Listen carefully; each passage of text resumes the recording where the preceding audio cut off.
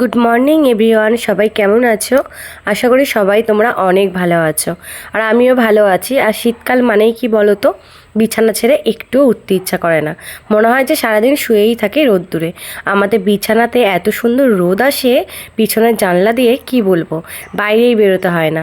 তাই না, শীতকালে আর ভোর ভোর উঠতে ইচ্ছা করে না, অনেকক্ষণ শুয়ে থাকি। শীতকালে আমি 9টায় ঘুম থেকে উঠি।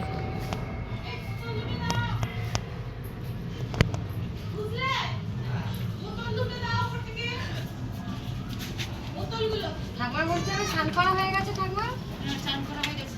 আর বলিসনি মা, চারিদিকে কুত্তায় পায়খানা করেছিল, এসব পরিষ্কার করে টান টান করে করে নিয়ে মাসি একটা দুধ পাবো তো? পাবে কালকে আছে তো, চাটা কাটতে দিয়ে দিচ্ছি। ও মাসি তুমি গরুকে ইঞ্জেকশন দাও? আমি আমি ইঞ্জেকশন কি দুধ পড়া? হ্যাঁ, আর কাকিমা জিজ্ঞাসা করছি কিসের বিট? বাচ্চা হয় কি করে? বাচ্চা তো ইঞ্জেকশন নিতে, হ্যাঁ দেখেছি আমি বললাম। বাচ্চা তো সবাই জানে। এখন এসব করে না? এখন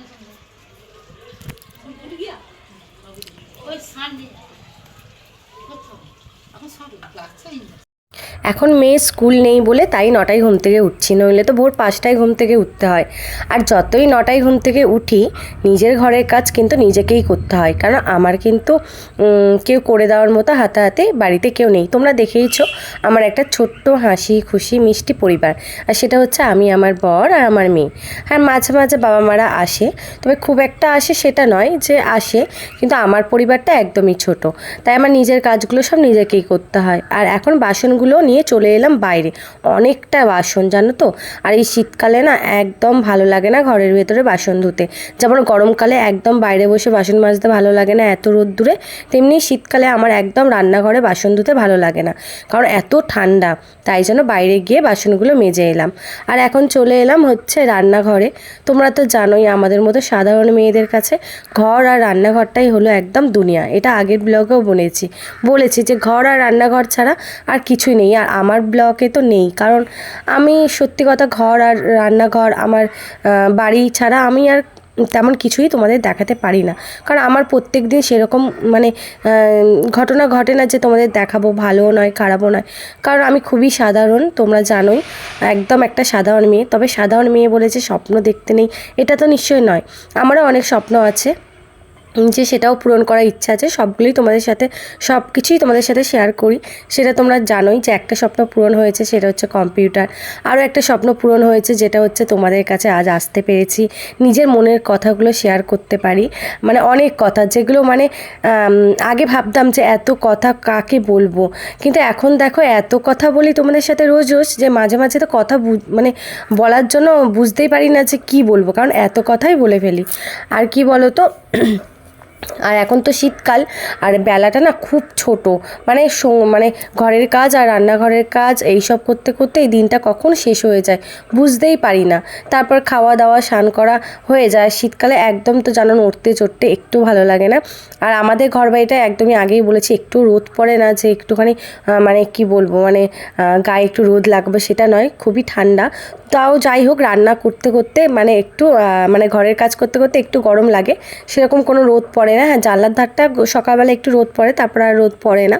আর আজকে না কি রান্না করছি সেটাই তো বলা হলো না। আজকে কিন্তু ভাত বসিয়েছি দেখতে পাচ্ছ, আর এই দিকে আমি হচ্ছে ডিম রান্না করছি।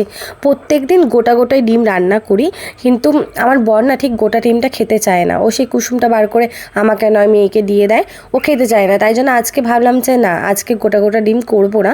আমার তবে গোটা ডিমটাই খেতে ভীষণ ভালো লাগে, গোটা ডিমের মাখা মাখা করে ঝোল হবে। আর কিন্তু ওর জন্য আজকে ভাবলাম ডিমটা ভাজি, তো ওই জন্য গোটা করে ডিম ভেজে নিলাম। আর ওটা আলু পেঁয়াজ টমেটো কেটে ভাবছি ওটা ঝাল করব।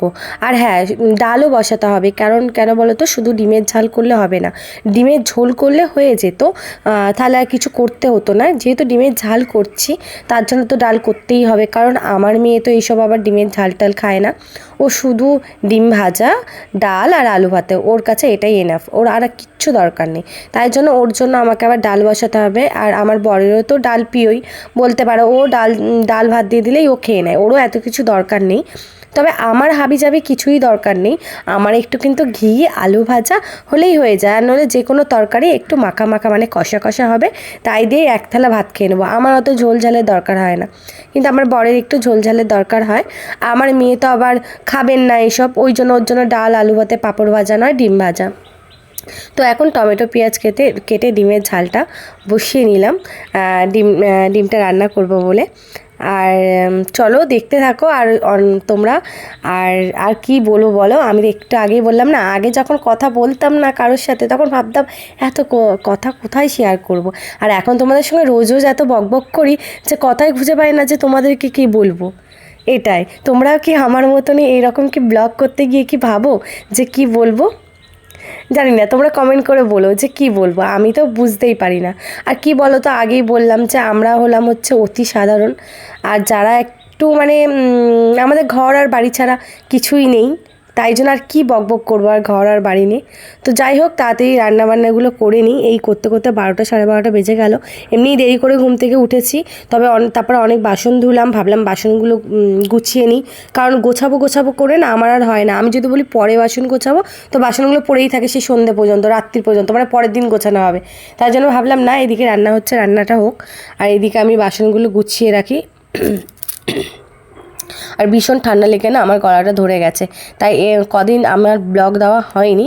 কারণ কি বলতো, এডিট করতে হবে ভিডিও, আর তাই জন্য আমি এডিট করতে পারছিলাম না আমার গলার জন্য। গলাটা এত ধরে গেছে এত ঠান্ডায়, মানে মাঝে মাঝে রিলস বানাতে যাই বাইকে করে, বড় স্কুটি করে নয়তো ভাইয়ের বা স্কুটি করে রিলস বানাতে যাই, ওই ঠান্ডা হাওয়ায় এত ঠান্ডা লেগে গেছে যে আমি কথাই বলতে পারছিলাম না, পুরো গলাটা ধরা। আর এখনও তোমরা বুঝতে পারবে যে আমার গলাটা কিন্তু এখনও ধরা আছে, এখনও গলাটা পরিষ্কার নেই।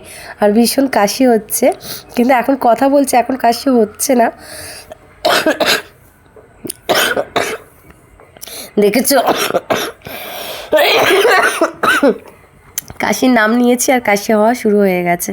আর তাছাড়া মানে শুক্রবার করে সকাল 8টা থেকে কম্পিউটার ক্লাস থাকে, তো অটোই করে যাই, আর সেই অটোর হাওয়াটা লেগেও আমার অনেকটা ঠান্ডা লেগে গেছে।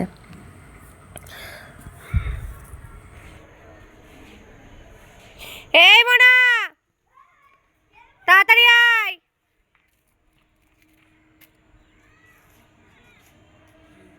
আয় আয়। আরে এই হলো এর মা, বসে আছে। ম্যাও। আয় আয় আয় মেনি আয়। কিরে আয় আয়। আমার মাম।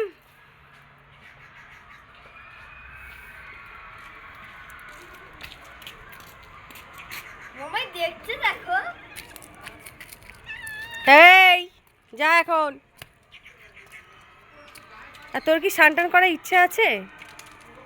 ছেঁড়া জামা কাপড় পরে তখন থেকে ঘুরে বেড়াচ্ছিস খালি, হ্যাঁ? স্নান করার ইচ্ছে আছে? কি হচ্ছে মাঠে, আজকে খেলা হচ্ছে? বাবা যা, ওটা রেখে আয়, তেল মাখাবো, গরম জল করেছিস। হ্যাঁ হ্যাঁ হ্যাঁ গেল। আজকে ফাইনাল কোর্সটা হচ্ছে।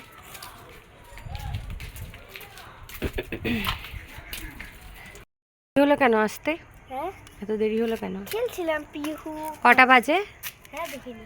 স্নান করতে হবে তো, হ্যাঁ, তাহলে দেখিস নি কেন কটা বাজে? 1:30 বেজে গেছে, কখন থেকে আমি তেল নিয়ে বসে আছি। স্নান তো করবো। গরম জল আমার ঠান্ডা হয়ে গেল। এবার তাড়াতাড়ি আয়, এবার রোদ চলে যাবে। আমি দাঁড়িয়ে আছি তোমার কাছে। ঠাস করে একটা দিলে না তখন বুঝবে আমি কখন থেকে তেল নিয়ে ডেকেই যাচ্ছি যে আয় মনায় মনায়। কালকে পিকনিক হয়েছে। তাহলে তোমার কি? ওই বাচ্চাটার সাথে খেলেছিলাম। ওই বাচ্চাটা, দিদি তোমার নাম কি, দিদি তোমার নাম কি, 14 বার এসে ওইগুলো তুলে একবার জলে ফেলছে, একবার দীপনিতা তুলছে।